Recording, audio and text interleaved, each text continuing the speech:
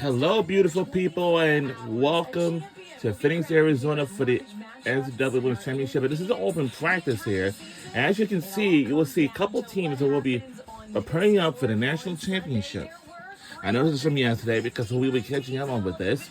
As you see, South Carolina had just beat UConn Huskies this past Friday night. The Gamecocks back in the title game for the third straight season. Meanwhile, UCLA, they avenged their only loss of the season. Bruins took down Texas for a shot at winning their first NCAA national championship. What a weekend it has been, and it's not over yet. We've got one more game to go.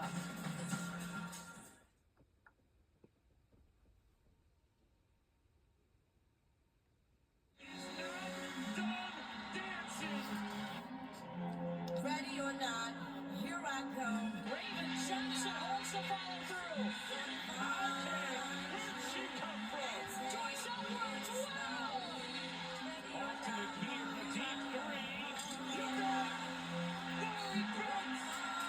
I really feel like this is going to be like more.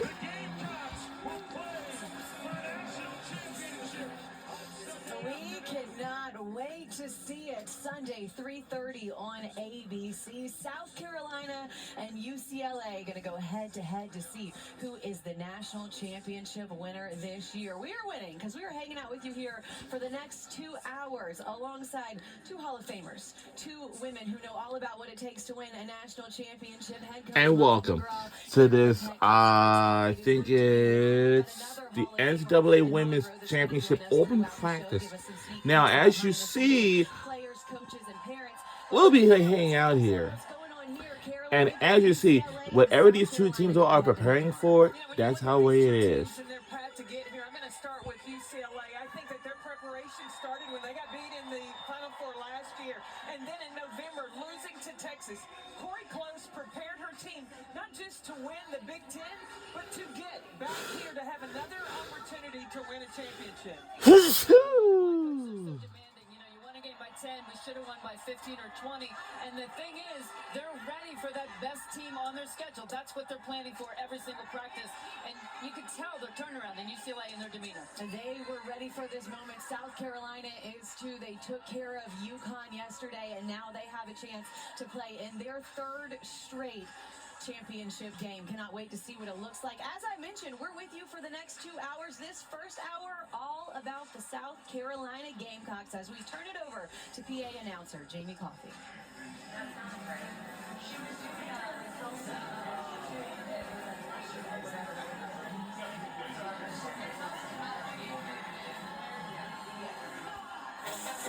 Led by head coach Dawn Staley.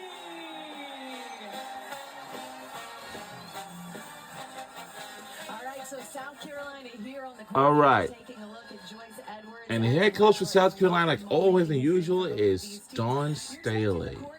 But as you can see, third straight year that they're playing in this national championship game. But what's the It's just- perspective like when you're here a day before the national championship and playing in front of this crowd? I'm going to let Muffet go first because you've been here more than I have. I'll tell you, this was not my favorite part of the whole weekend. I felt like I'm trying to get my team off their feet. I want them to relax, and I want to get to the real practice, which is following this one. And you're going to spend another hour and a half going over scouting reports and doing things like that. So to me, this was just me standing around catastrophizing what was about to happen and just giving me more time to think about what's going to go wrong in the game and what am I not prepared for. But it looks like Dawn's going to have some fun out there. Look, my first and only opportunity, I got to the championship game. And this open practice, it was a relief. We were finally out of the hotel. We could not watch any more film. And it was an opportunity for the players to enjoy what's all going around here during the Final Four. So when they're going in for layups, like they were putting up some trick shots I hadn't seen, and I was praying, I hope they don't show up in the game tomorrow. But we went ahead and let them have fun. My biggest concern was their legs. We just didn't want to do too much because we knew we had a big game on the next day. I will say I've been with Coach Muffet McGraw when she's looking at her watch and ready to go and be somewhere else. So I can imagine what you were like, Coach, in these practices. But as you see, the Gamecocks look loose right now. And taking it welcome all in. to the And you mentioned not wanting them to NCAA be on their Women's feet too much, but Karen, side. what's the balance like. NCAA Women's Championship Open practice. Even when they've been in Now, this program 5 times in the we national have all championship watched before, it like, you never what, want to last take it year for granted. ago? I think Hey. this is an opportunity to kind of flush out that lactic acid that you built up yesterday in such an intense basketball game. It also is freeing of the mind. So you're not going to run any full court drills. I don't think you're going to see any full court zigzags. You might see a defensive shell, just of a reminder. But no, you're not getting a whole lot of up and down. It's just getting real familiar with the rim. Yeah, maybe a little three-man weave just to get the kinks out. But, we used to travel with a little swimming pool, and we would fill it with ice, and they would take ice baths in it. And we had these trainers, they're doing so much more and more. I mean, back in 2001, when we won our first championship, we didn't have any of that stuff. We're just like so happy to be here. Isn't this exciting? And I think that was a good way to look at it. We did have a lot of fun.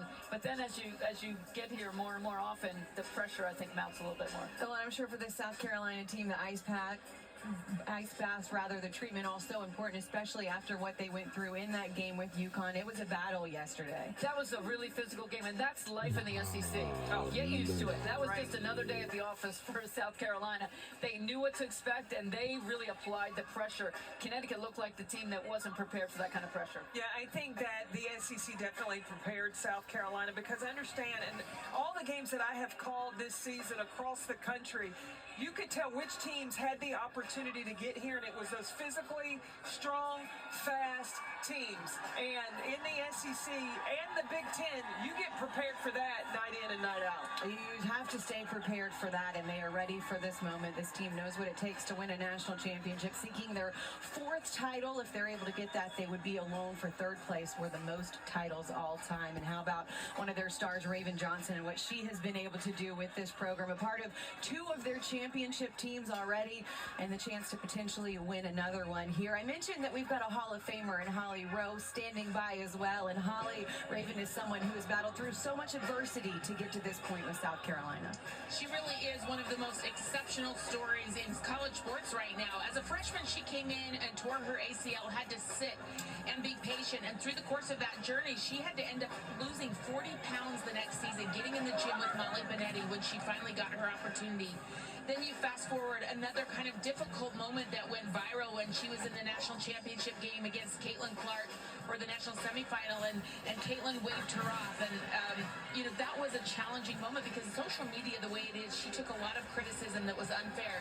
Caitlin Clark likes to remind me, Raven Johnson was 3 for 6 in that game after that moment. But nonetheless, her mom told me it was a really hard period. She even thought about possibly quitting the game, but she fought through that and showed some resilience. And she has come back better and stronger every single year. But the other thing I love about Raven this year, going into her senior season, she got in the gym with someone very special. It just so happens one of her friends from high school in the Atlanta area is Anthony Edwards, one of the best players in the world right now for the Minnesota Timberwolves. So she got in the gym with Anthony Edwards and his trainer, Justin Rollins, and they've been doing a lot of work. This is the best year of Raven's career statistically. You can point to her points per game, her assists, her field goal percentage. So many categories are career best for her. But what I think is that the camaraderie and chemistry she has built with her teammates through all those ups and downs, she has remained a very, very loving teammate, supportive teammate. I have seen her pull Agat Makir aside and build her up, and now we see Agat performing at a high level. I see her volunteering to defend the hardest player on the court. Anything that needs doing on this South Carolina team, it's Raven Johnson who's doing it, and it's a beautiful story of resilience and grit and determination. She is really one of my favorite stories in all of sports right now. Holly, really well said there. And you talk about everything that Raven has done for this team and all the stats she put up. How about this?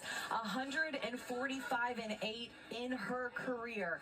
95% of the games that she has played in, she has won.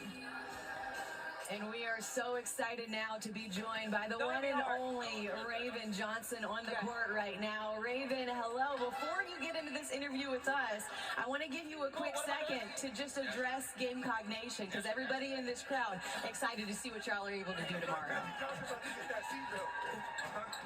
Raven Johnson joins the show. We're on ESPN2. She's going to show us on the court what she can do right now is what it looks like as you're taking a look. Raven, can you hear Kelsey?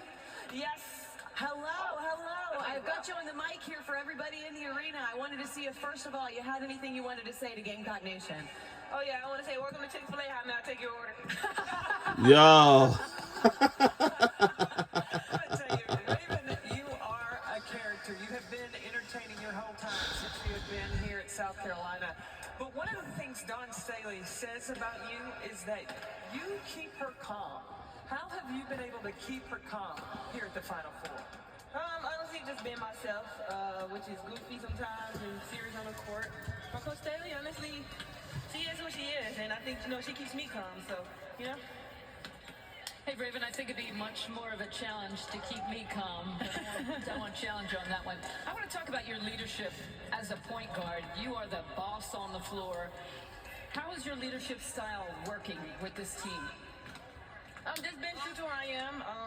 Honestly, I joke a lot, and I think, the team knows that, but I think they just, listen to everything I say, and, just they respect me, so I just have to, bring it every day and try to set pro habits for them.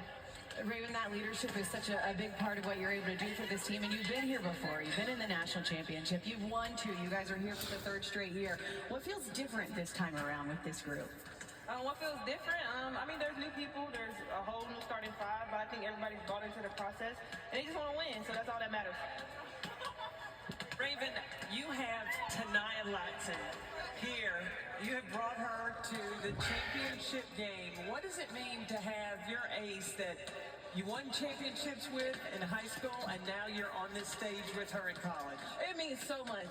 She means a lot to me. We've been through a lot together, but, I know she came here for one thing, that's to win the national championship, so that's what we're going to try to do tomorrow. Raven, last night was a big win for you. Tell me what it was like when you got back to the hotel. Are you able to get any sleep? Oh, yes. Trust. We got a lot of sleep, honestly. When we got back, we did a recovery, we did dinner, and we went to sleep. Raven, we appreciate the time with you. Glad you were well rested and ready to go. I know this crowd really fired up to see what you and the Gamecocks are able to do tomorrow. Thanks for the time. Thank you. Raven Johnson, you guys. All right, so great to hear from Raven there, and we started that interview off. I love her answer, just going straight to Chick-fil-A. We're going straight funny with Raven off the top, because that's who she is and what she brings to this team, and you asked her the question about that relationship that she has with Dawn Staley. For you, as coaches in these big moments, how much does that matter when you have a player like that, especially when it's your point guard? One of the things that gave me so much confidence in 1999 is I had Ukari Figs. And it was not just coaching her on the floor. You feel almost like she felt like a daughter to me. She and Stephanie White, Katie Douglas, that's the kind of connection, but a special one with Ukari Figs because there was so much trust that you build, and you know that they have your back in the locker room too, and that helps that team have that close chemistry. Yeah, I was always kind of nervous before the game. I just I didn't want to be around anybody, but every time I was in the locker room, I would sit out in the team room and Skylar Diggins would walk by and just say, "I got you, coach." And it just made me feel so much more relieved, like, okay, why don't you take over and I'll just hang in here for the rest of the day.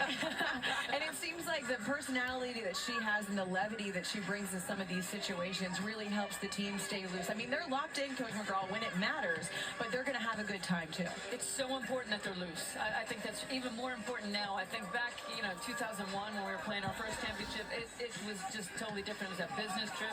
We were very businesslike. We never looked like we were having as much fun. But now it's so much different, I think, with where this generation is. I want to go back to what Holly was talking about with her journey as well, with Raven's journey to get here to this moment and some of the hardships that she's been through. And that moment with Caitlin was hard, but she's able to come back and be an even stronger player. She's got the experience. She's won 2 championships, didn't play on that first team, but she was part of it. How has her growth in this journey really impacted this team? You got to remember that Raven Johnson's freshman year started with an ACL injury, and so the resilience that this young woman has demonstrated listen, there's nothing that she will be denied from. She may hit a speed bump, but there is no stopping her. And I think that has helped her help the other players, newer players that have come in, when they've lost a ball game or they've hit some adversity. She's like, look, I've been there, done that, and the sun will come out eventually. And so I think the joy that she brings on the floor, I'm going to tell you, there's nothing that tickles me more than when I call a South Carolina game and Raven will come by the announcing table, and she'll just wave. And it's just like, yeah, like, hi, I'm here. And then she does also critique my hair. So that is the fun part of Raven Johnson. Would that be all during the game? Maybe at a free throw, or she's just... It doesn't matter. With Raven, it can happen at any time. You know, that was such a big moment for her in that Caitlin Clark in that Final Four. And I think when you have moments like that as a player, or really as anyone, you have two choices. How are you going to respond to that challenge? Are you going to prove them right or prove them wrong? And she came out and proved them wrong. 145-8 in her career with South Carolina. And those are like video game numbers. That's like me playing against the computer on easy, saying, please let me win. It has not been easy for South Carolina, but they have found a way to continue to win. Meanwhile, not just Raven Johnson, who leads this team and is a big part of it, Tessa Johnson. She's made 93 pointers this season, third most in South Carolina history. We've got much more on the Gamecocks coming up on the other side of this break. We'll be right back on the other side of this break. It is Johnson & Johnson. Oh, yeah, me and Tessa. She really cares about the other person. She really values relationships. It's just a bond between us. It's a special connection, and I think that translates on the court. Raven back to Tessa. Just to see their connection and how they are together. I mean, they love each other, and they are great dancers.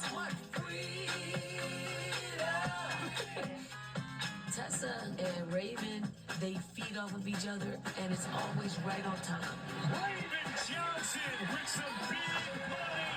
I mean, I'm going to miss Raven, but we have 2 more games together.